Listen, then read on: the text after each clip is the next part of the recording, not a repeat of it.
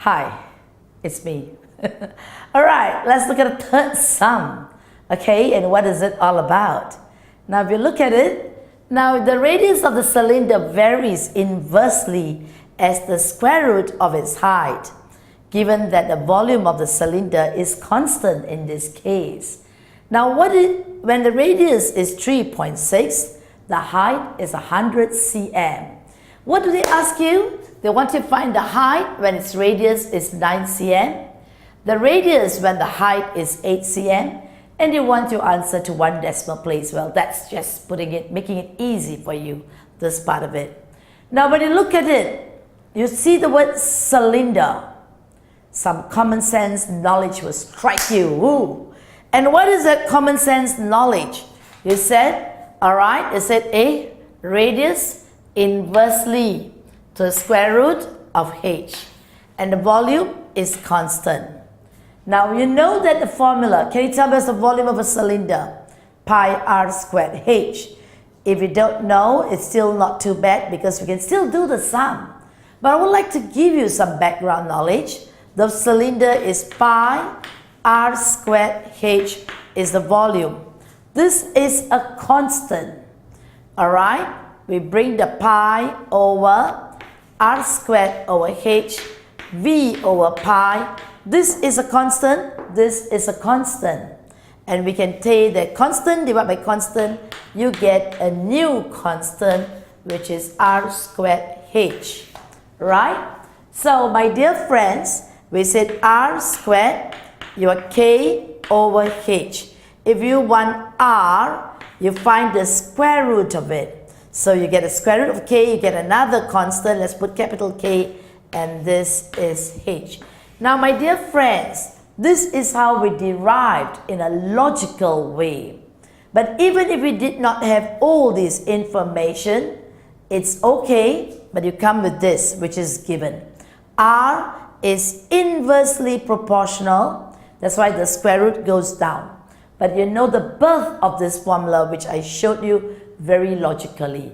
If you don't know, no offense, alright? We can still go ahead and do the sum. But extra knowledge, understanding that builds up the love in maths, and everything is in sync. It falls into place. Now let's look at it. So what from there? They tell us, okay, now we've got that. They are asking you, they said we need to find out first who is K. Who is K, and they gave us this information that the radius is 3.6 and the height is 100. Well, I like 100 because we know the square root of 100 is 10. They're being very kind, this sum. R equals to K over square root h. When R is 3.6, h is 100. So we want to find out, we say A at 3.6, K, square root of 100 is 10. So bring the 10 up, your K becomes a 36. Beautiful. Therefore, the relationship of R and H can be seen 36 over square root H. This is the rule, the formula, the function of R in terms of H. Alright, put it nicely. That's the way it is. And from here we can do all the other sums. In part A, the height when its radius is 9. We said radius, you are 9. So we said, okay, part A, radius is 9. Okay, what is the height? So all we need to do, we said radius, 9. Here is 36 and square root of h.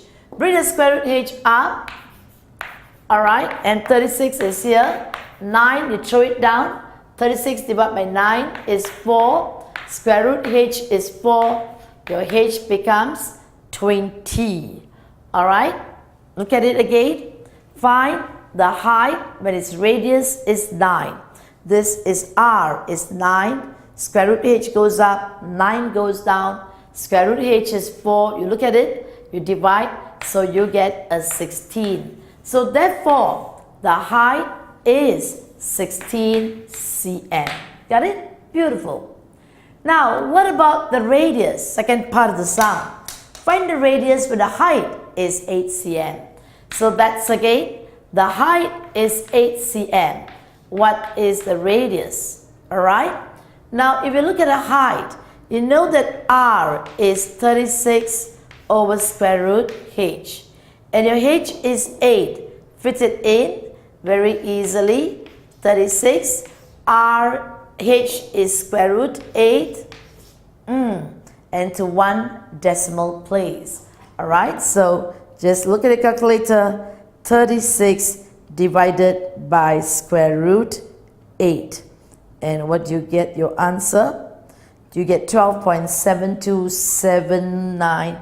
So 1 decimal place will be 12.7 cm. So that's your radius. So look at it again. 36. If I put my root h here, 36 divided by my radius will be my square root h. I'm just telling you how to check. Alright, if I bring my square root h up, 36 divided by 12.7, 36 divided by 12.7, you get this answer.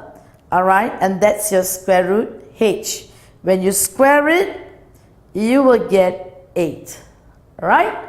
So that's how you counter check it. Just get a square root h. Now, is the sum really difficult? Let's look at it again. What is the ground knowledge that you need to know? Do you need to know the volume of a cylinder? Not necessary. What is the rule that they tell you? They tell you that r is varies inversely as the square root of h. And then they tell you that the volume is constant in this case. So whenever volume is constant, there's a relationship between your r and h. Now, when they say when radius is 3.6, the height is 100. We use this formula, pi r squared h equals to v. I'm just bringing you back to show you how this came about when I designed this question. We looked at it, we brought the pi down. Pi is also another constant value. Constant over constant gives us a constant k. And then your r squared, throw your h down. And you can see that r varies inversely with the square root of h. Now, even without all these, we can straight away write this out perfectly and put your h. And then from there, put in the values. Alright, when h is 3.6, when r is 3.6, h is 100, fit it in, you get your k.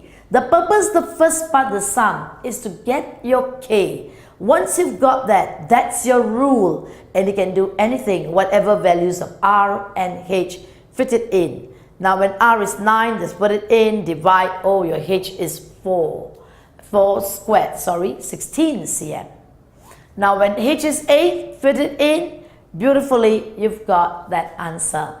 Alright, now variation is getting a bit more easy for you, and we're going to do a little bit more challenging. Just be tough, hang on, get a nice ice cold drink, and come back to your fourth sum. Thank you.